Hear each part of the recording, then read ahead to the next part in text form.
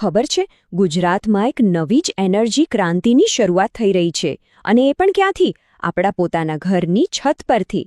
ચાલો આજે ગુજરાતની આ એકદમ નવી પવન ઉર્જા નીતિને બરાબર સમજીએ, જે કદાચ આપણી ઉર્જા વિશેની વિચારસરણીને હંમેશા માટે બદલી નાખશે. તો ચાલો આપણે આખી વાતને સ્ટેપ બાય સ્ટેપ સમજીએ. પહેલાં તો જોઈશું કે ગુજરાતનું ગ્રીન એનર્જીનું સપનું કેટલું મોટું છે.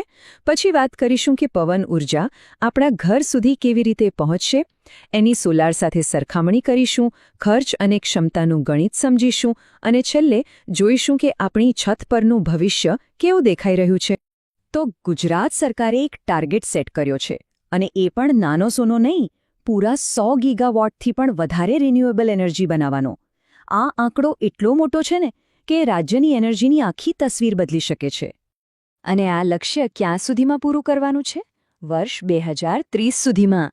મતલબ કે આવનારા થોડા જ વર્ષોમાં ગુજરાત ક્લીન એનર્જીનું એક મોટું હબ બની જશે. હવે આટલું મોટું સપનું સાકાર કરવા માટે કોઈ નક્કર પ્લાન તો જોઈએ જ ને. બસ એ જ પ્લાન લઈને આવ્યા મુખ્યમંત્રી ભૂપેન્દ્ર પટેલ. 25 ડિસેમ્બરે એમણે એક નવી નીતિની જાહેરાત કરી, જે આ દિશામાં એક ગેમ ચેન્જર સાબિત થઈ શકે છે. વિચારો કે પવન ઉર્જા અત્યાર સુધી મોટા ફાર્મમાં કેડ હતી.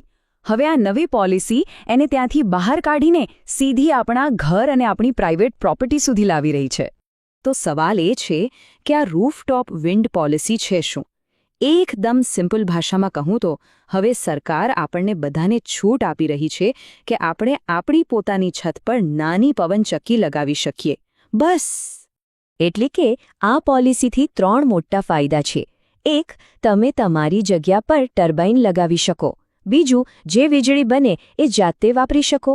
અને ત્રીજું, જો વીજળી વધી પડે તો એને ગ્રીડને વેચીને પૈસા પણ કમાઈ શકો. તો હવે આવે છે અસલી મુકાબલો. એક બાજુ છે રૂફટોપ વિન્ડ અને બીજી બાજુ છે આપણું જાણીતું રૂફટોપ સોલાર. ચાલો જોઈએ કોણ કોના પર ભારે પડે છે. રૂફટોપ વિન્ડનો સૌથી મોટો પ્લસ પોઈન્ટ છે એની એફિશિયન્સી.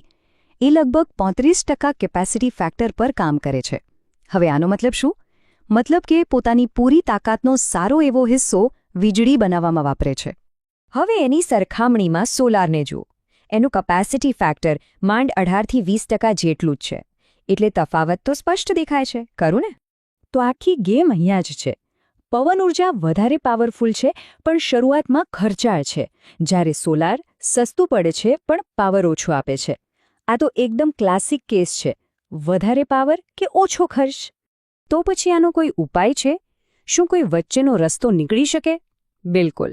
એક્સપર્ટ્સ કહે છે કે બેસ્ટ સોલ્યુશન છે હાઇબ્રિડ સિસ્ટમ. એટલે કે પવન અને સોલાર બંનેને સાથે લગાવી દો. ખર્ચ અને પાવર બંને બેલેન્સ થઈ જશે. ચાલો, પાવરની વાતો તો બહુ થઈ. હવે મુદ્દાની વાત પર આવીએ, પૈસા. આ રૂફટોપ પવનચક્કી લગાવવાનો ખર્ચ કેટલો થાય અને શું એ ભવિષ્યમાં સસ્તું થશે?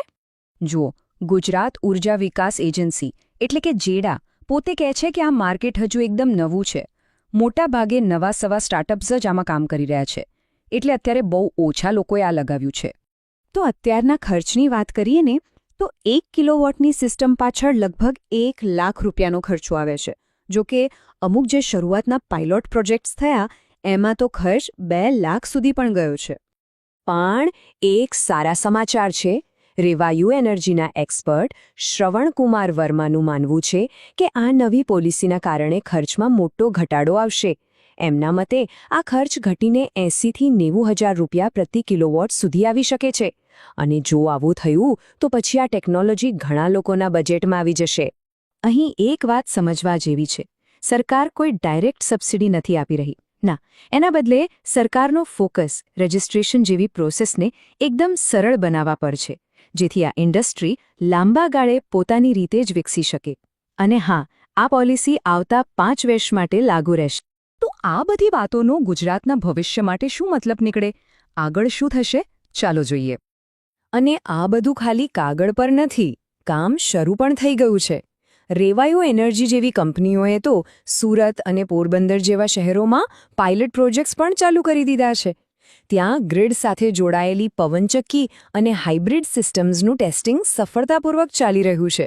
તો આ આખી વાત આપણને એક મોટા સવાલ પર લાવીને મૂકી દે છે.